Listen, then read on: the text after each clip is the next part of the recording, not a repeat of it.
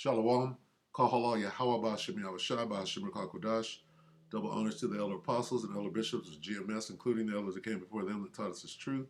And shalom and salutations to all the brothers that pushing the word of truth and in sincerity, the hopeful elect tabernacle of David. The brother, Salak. I do that on the other one. All right, so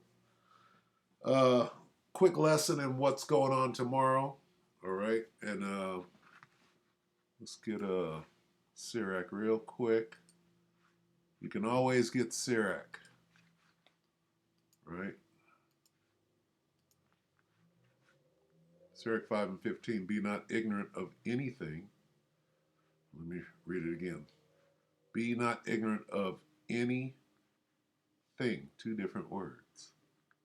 Not anything, but anything. In a great matter or a small, all right? Is this a great matter or a small? Let's find out. Habakkuk 2 and 6. Shall not all these take up a parable against him, and a taunting proverb against him, and say, woe to him that increaseth that which is not his, how long? And to him that ladeth himself with thick clay. Now we learned from the elder apostles that this thick clay, right, the Hebrew word, ABTIYT, which means debt, right? Well, what's up with the debt? Read it in the NIV.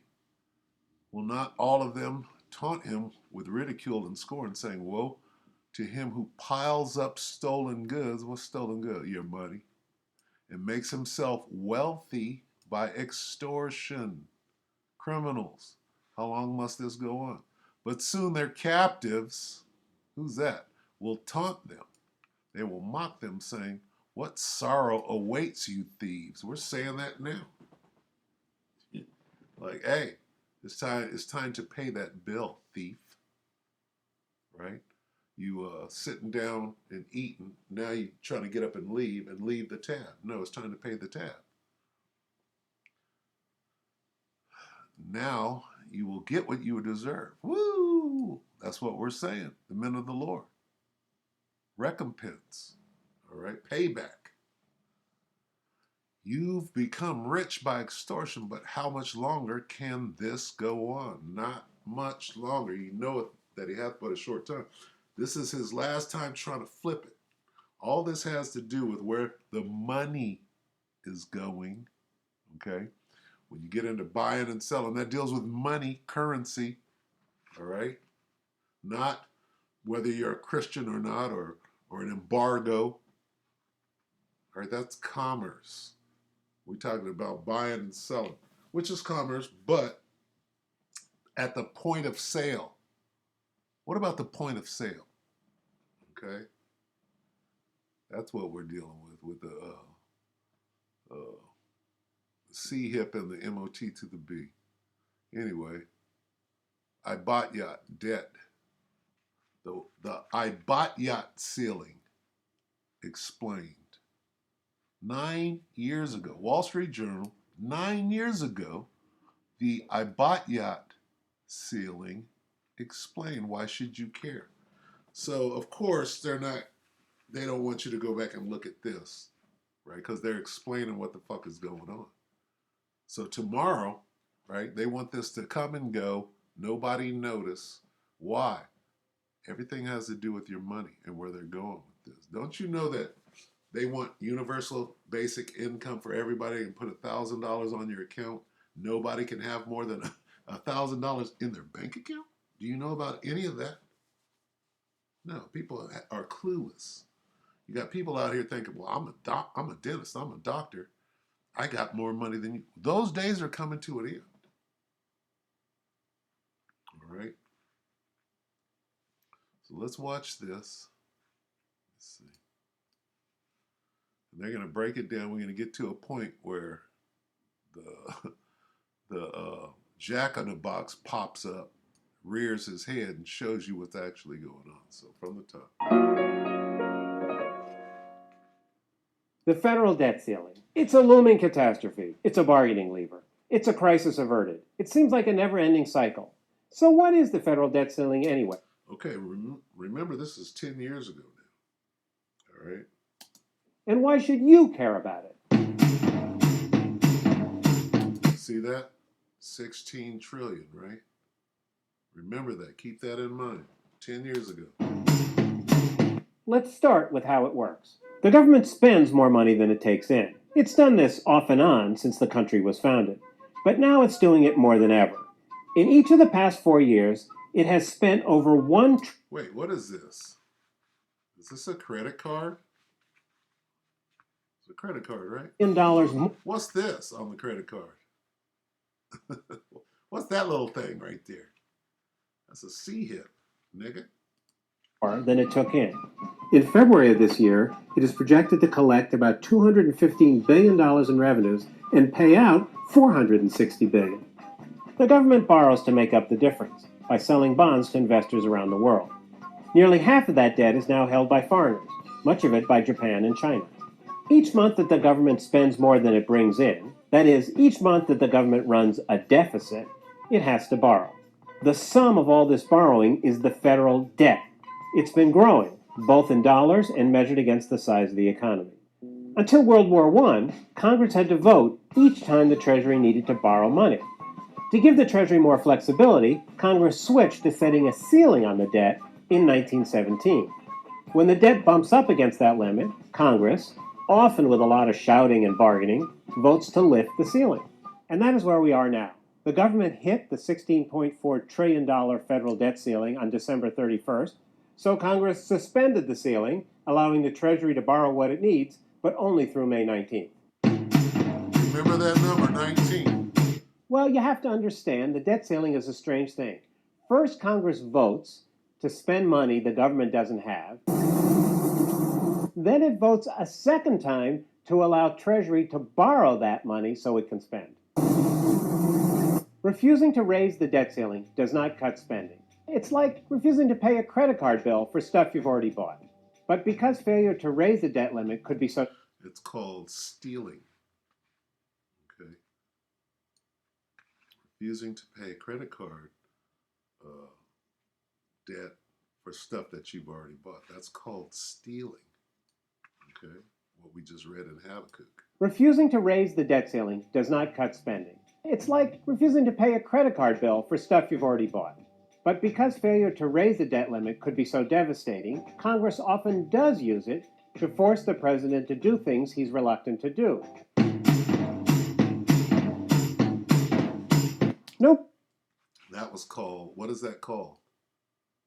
All right, that's called forcing the president to do things. What is that called? Extortion. Right?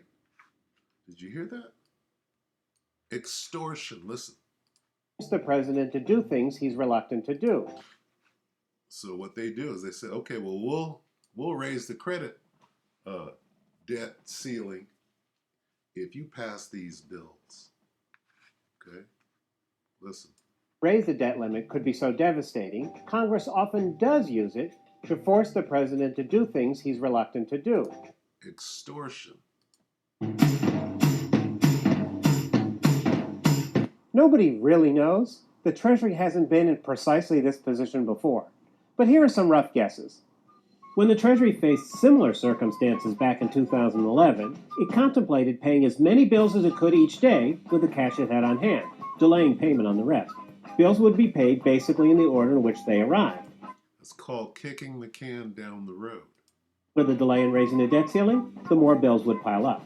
Physicians who rely on Medicare payments to make payroll, seniors who pay rent with Social Security benefits, or soldiers waiting for paychecks would be forced to make do without their money for some time. Boom! Shall I play that again? No money, no money, no money. Not mo money, mo money, mo money. No money. Okay?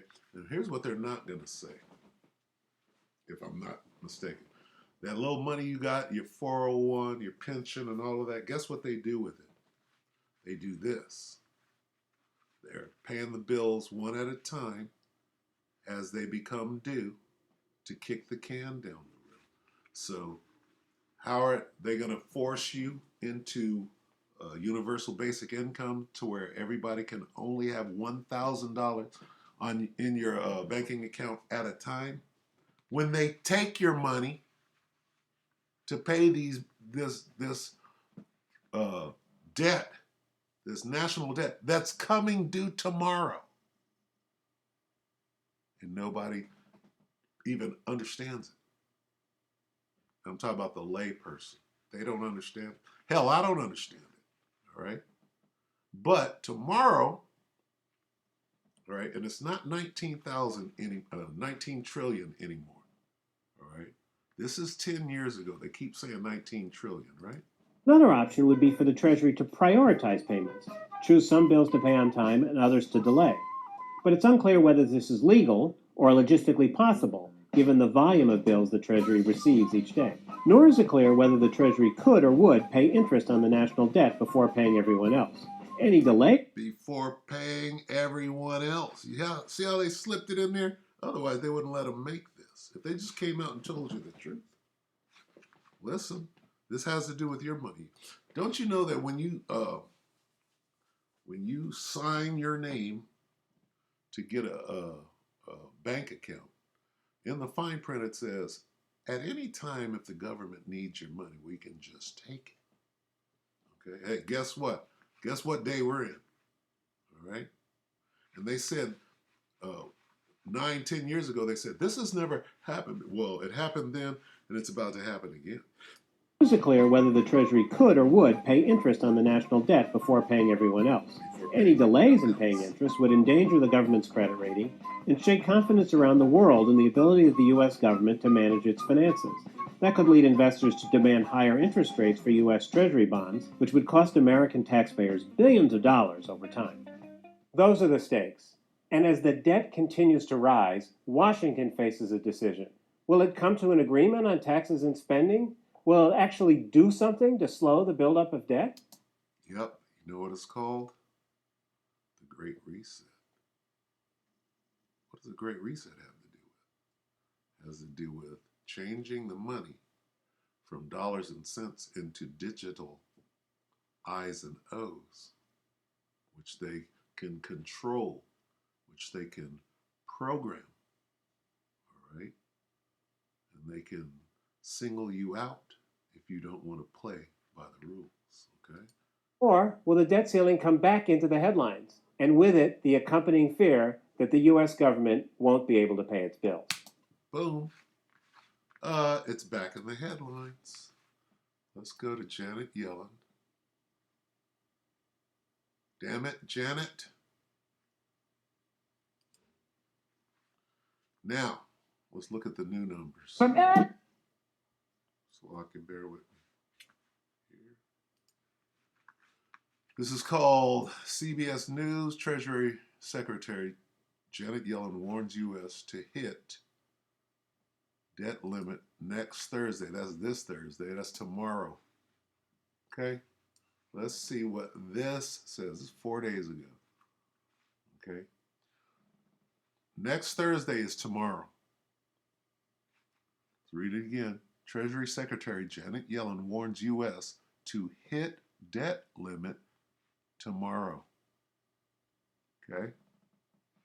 Now, this is 10 years after the previous video was made. Let's look at the numbers. So lucky. Do that again. Bear with me. Here we go. Treasury Secretary Janet Yellen on Friday told Congress the U.S. is expected to hit its debt limit next Thursday. The current national debt stands at more than $31 trillion. That ain't 19. See that? ABTIYT.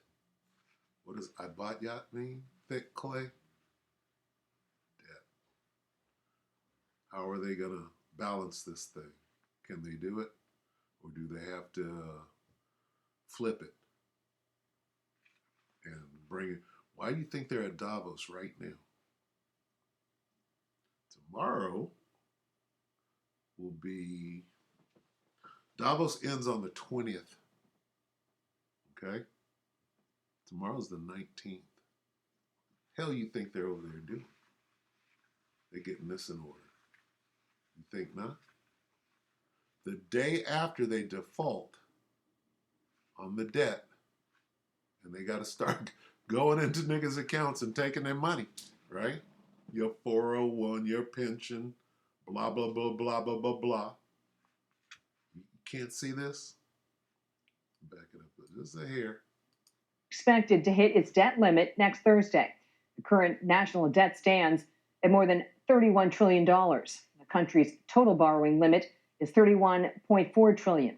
Yellen informed lawmakers that once the limit is reached, the Treasury will start taking, quote, extraordinary measures to prevent a default. Extraordinary measures.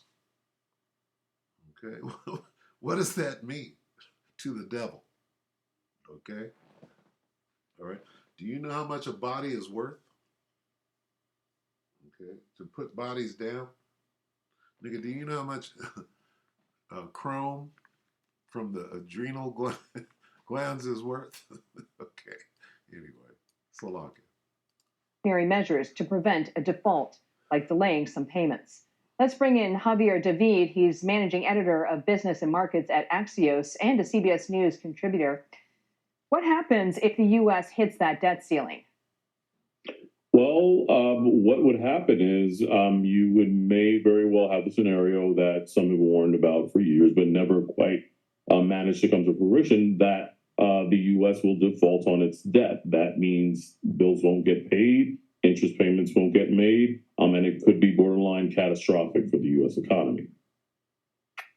What does that mean, especially now that we're seeing some recovery in the markets? Well, we're coming out of a year in which we saw an extraordinary amount of volatility, particularly in the bond markets, which has sustained a historic rout. What these sort of debates usually do is they kind of force investors to calibrate what may happen. And what may happen is if the government doesn't pay its bills, interest rates are projected to rise. And we're coming out of, like I said, an environment in which we had a tremendous amount of selling of bonds, put upward pressure on interest rates. And, the investors at this point don't need yet another thing to be either upset about or reasons to sell. And this is certainly a reason to sell. What tools does the Treasury Department have to delay a potential default? So there's a lot of sort of shifting around of accounts. They sort of prioritize certain bills over others.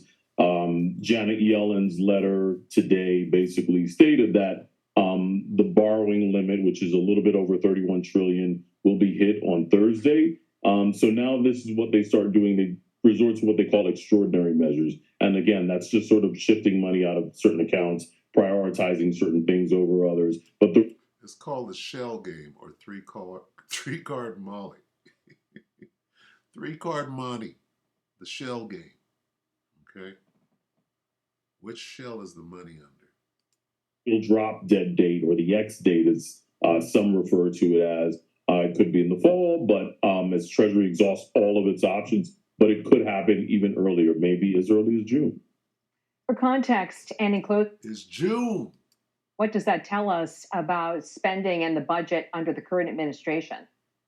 Yeah, I mean, this time we sort of in the markets tend to ignore a lot of the Sturm und Drang about the debt ceiling until, of course, it looks like there's going to be some other crisis. But this time it's different for a lot of reasons. You have a polarized Congress, you have really recalcitrant incoming Republicans. There are no mood to compromise, and Democrats who sort of took for granted that we could continue to kick the spending and entitlement can down the road. It's been too many times without really any real concessions. And I think now we're sort of coming to a head. The proverbial chickens are coming home to roost.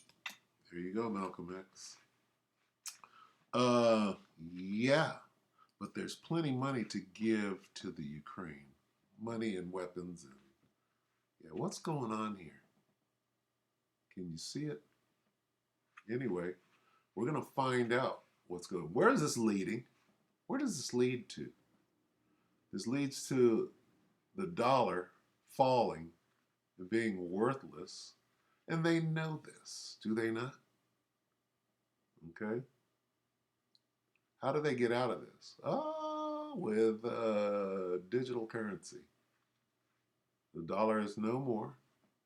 We switched the whole system. It's called the Great Reset. All right, which we'll go into at a different time. That's a different video. We're going to get one scripture on the way out, huh? Woe. Woe unto them. Let's see.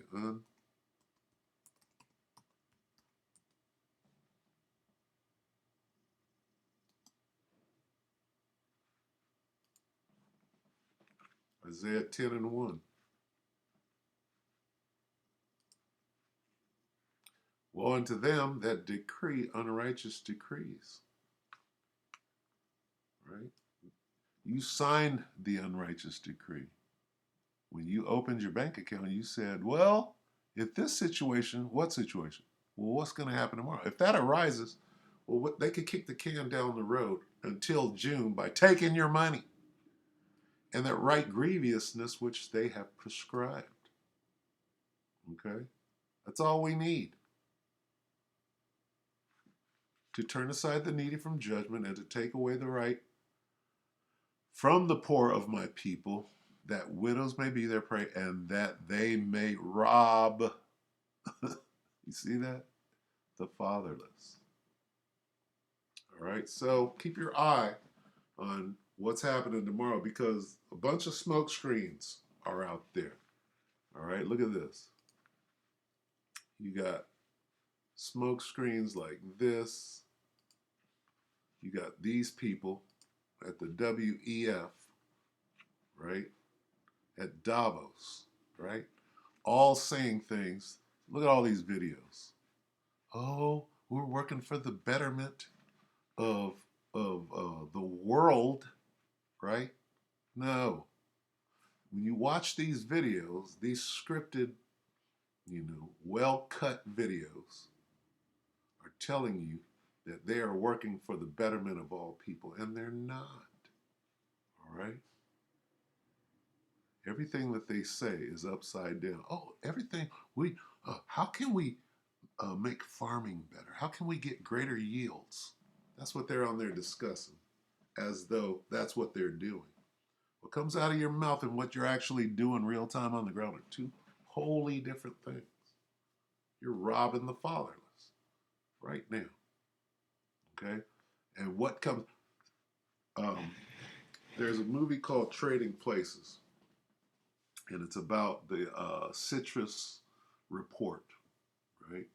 And the Duke brothers, the Dukes of Edom, had an inside man, Clarence Beeks, who was able to get a jump on the weather report that was going to either make or break the citrus crop for the year. And so what we're watching right now, is basically that. Okay? In Davos right now, they're waiting. They're all over there, and they're watching whatever the hell is going to happen to the dollar tomorrow or the U.S. debt. Because this has a great bearing, right, on whatever is going to happen moving forward, or how much time they have left. Okay? Depending on what goes on tomorrow, right, from the top, and they already know, like the Dukes, they already knew, right? And then they put into place what is going to happen. So is it any wonder that Davos ends on the 20th, the day after this report comes, and what they're going to do? All right, they already know. It's all scripted. All right? Got to get this on the way out. What is this, 12? Revelation 12 and 12. Come on. Come on, devil. You can't stop this.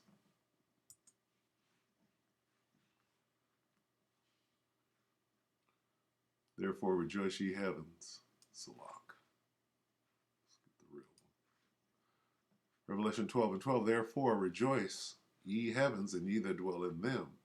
Woe to the inhabitants of the earth and of the sea, for the devil, right? The so-called white man, the Edomite, is come down unto you having great wrath, because he knoweth that he hath but a short time. Extraordinary measures, right? Because what? Time is short. Got to try to bring in this NWL. That's what they're doing, right? Anyway, so with that, we hope that the elect were edified with that one. Say shalom.